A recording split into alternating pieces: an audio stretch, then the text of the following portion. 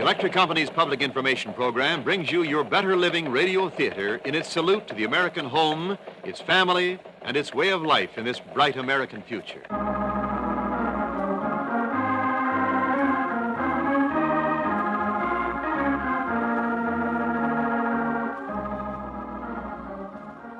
The tubes in your radio, the power behind this station which brings you this program, the nightlight at your child's bedside, the giant motors that drive the machines to mold our steel and power your production lines, the current that pops your family toaster, foods, aircraft, railroads, automobiles, and ships. Electricity always at hand, day or night, with its economy for lower cost to you, with rising efficiency through its own research, with its growth to match the nation's needs at all times. Electricity is at work to bring you better living. This is your narrator, Wendell Niles.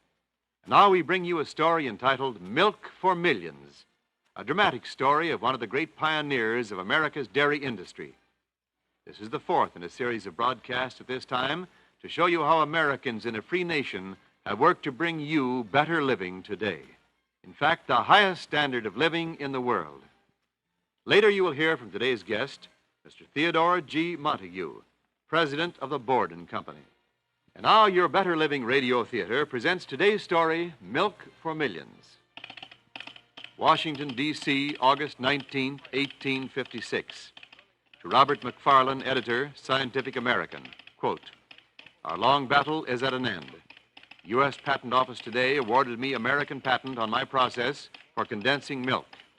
My gratitude to you and Dr. John Curie for your tireless aid in helping me prove condensing in vacuo is unequaled and that evaporating milk must not be allowed to contact air."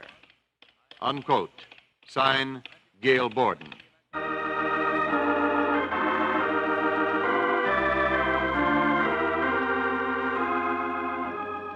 Man's hand and brain have combined to bring mankind its great inventions for better living.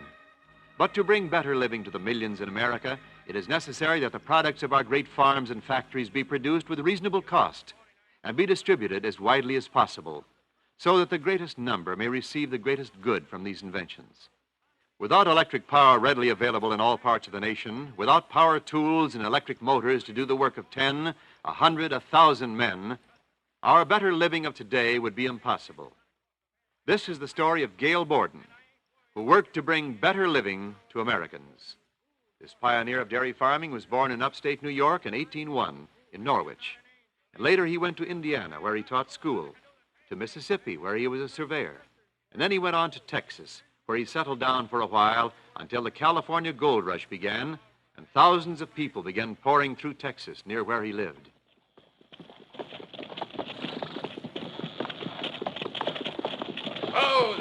Oh, blast you. I say there, be your name Borden? That's my name, sir. Now, my name's Jared Potter. I'm a friend of Lieutenant Slocum's. Oh? Well, I'm glad to know you. Well, in fact, I used to be an Army contractor. That's how I knew the lieutenant. Well, he's been telling me some interesting stories about you. Has he? Well, you can see we've got a baby there in Nellie's arms. Not more than 3 months, I'd say. Oh, just about. And there's a couple of other young'uns back in the Conestoga wagon there. We're heading west, all of us. It'd be better if you stayed here. Lieutenant Slocum told us you'd say that. I mean it.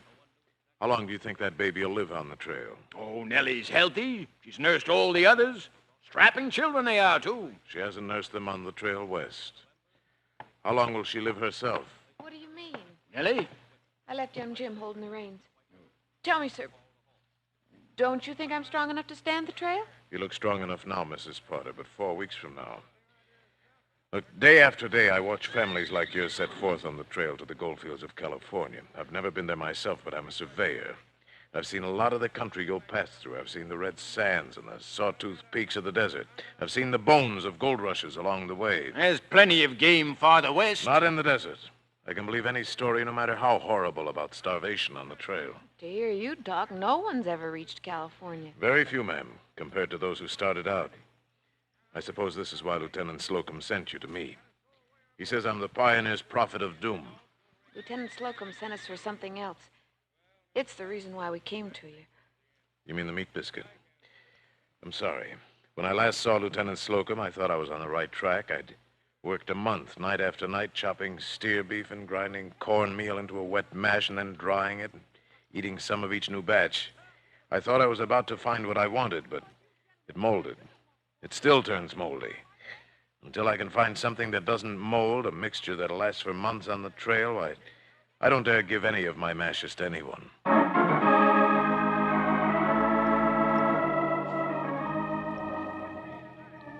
A short time after our first scene, our pioneer struck upon using flour in his biscuits. By early 1850, his combination of beef extract and flour began to interest Army contractors. He manufactured several canisters for Dr. Elisha Kane to take on his first Arctic expedition. A patent was issued for the invention in February 1850, and after organizing a partnership to market the biscuits and building a factory, he went to London to show the English his new development in the field of food. On his return journey, Borden was on deck one evening when a man, whom he had met on his first day of the voyage, strolled to the rail beside him. Whoa, Dr. Delaney. I've missed seeing you these past few days. Just busy, I've been, sir. Very busy. Busy? I thought this was a pleasure trip for you and your wife. Have you not heard about the cows on shipboard, sir? The cows?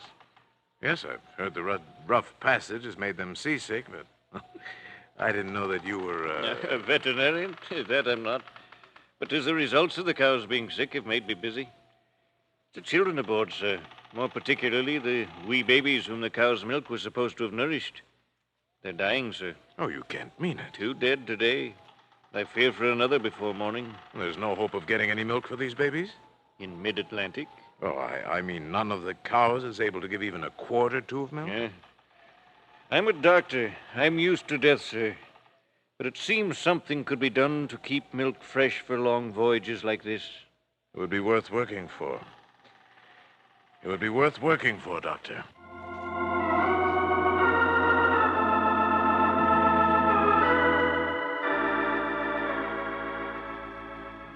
On his return to this country, our pioneer's thoughts were for a short while diverted by the sudden, surprising bankruptcy of his meat and flour biscuit factory and business. In despair, he sought shelter in New Lebanon, New York, with friends in the Shaker colony there. It was a stroke of good fortune for the dairy industry and mankind together. For while there, he noticed that the Shaker women, in preparing fruit for canning, were using a device like a huge kettle drum that caught his fancy. Good morning, sister.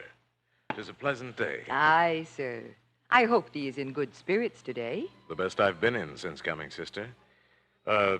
Is there not a vacuum pan you're using on the fire? It is, sir. How did you know? I'm an inventor of sorts. Sometimes happily, sometimes not. Someday I pray thee will invent something which will bring thee good fortune. You know, I am seriously considering working on a brand new idea here. On a new way to preserve fruit? Thou art staring so at my vacuum pan. Well, the fact of the matter is, I'm wondering if I could use that type of vacuum pan to condense milk. Condensed milk? I do not understand.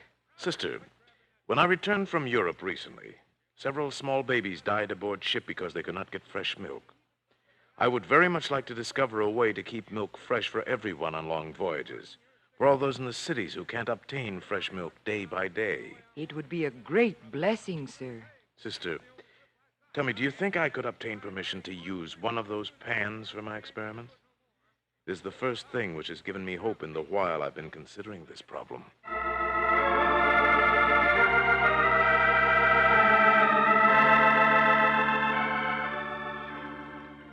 He received the permission he requested, and within a few months, this vacuum pan, which permitted liquids to boil at low temperature, gave him high hopes in the experiments for condensing milk.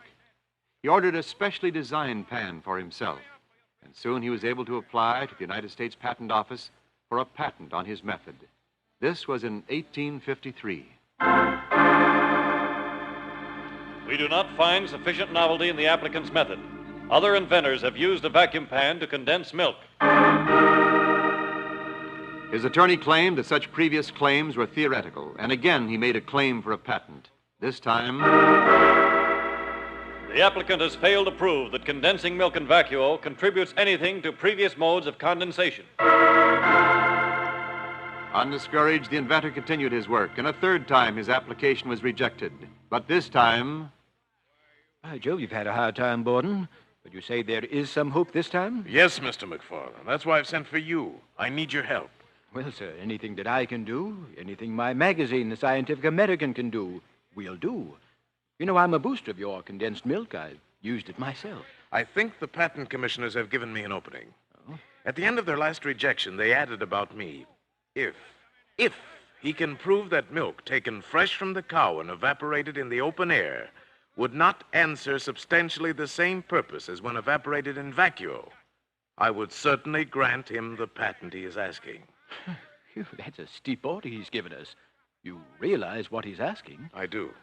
We must study every known method of condensing milk and use those methods. We must prove that my method is different and better.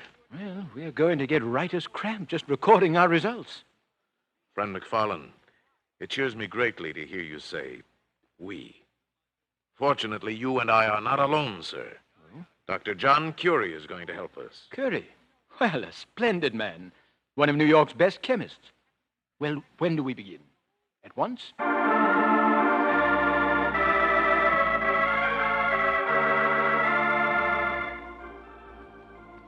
Curie, McFarland, and Borden not only studied every known method of condensing milk, they actually condensed milk by each method and tabulated the results. They drew charts, they prepared affidavits. And as they progressed, the data shaped up toward one point, that condensing milk in vacuo was unequaled. In condensing milk, it must not be allowed to contact air. This time, when he faced the Patent Commission, he was soon able to send the telegram with which we began his story today. It was a great day for the dairy industry of the world, a great day for humanity. Now the baby, the weary traveler, could have his safe milk no matter where he was, no matter how far removed from farm and herd. It was a heartwarming gift to the millions who would travel westward, settling this nation.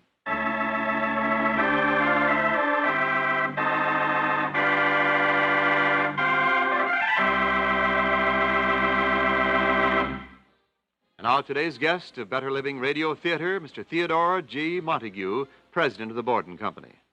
I am happy to take part in this nationwide tribute to the role played by electric power and related industries in creating an even better America. We in the dairy industry fully appreciate the value of electricity. We know that without this great source of power, we could not assure foods of present high quality or produce them at their present low cost.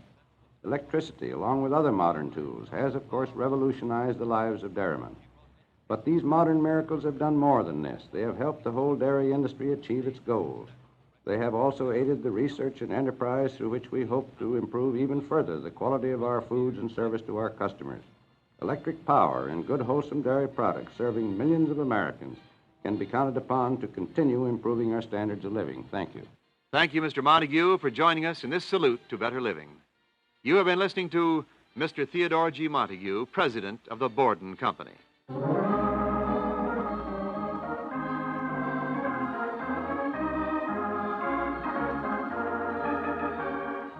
Your Better Living Radio Theater has brought you Milk for Millions, the fourth in a series of broadcasts at this time, presented by this station and the Electric Company's Public Information Program. Now, this is your narrator, Wendell Niles, inviting you to be with us again at the same time next week when Better Living will present another program in this series.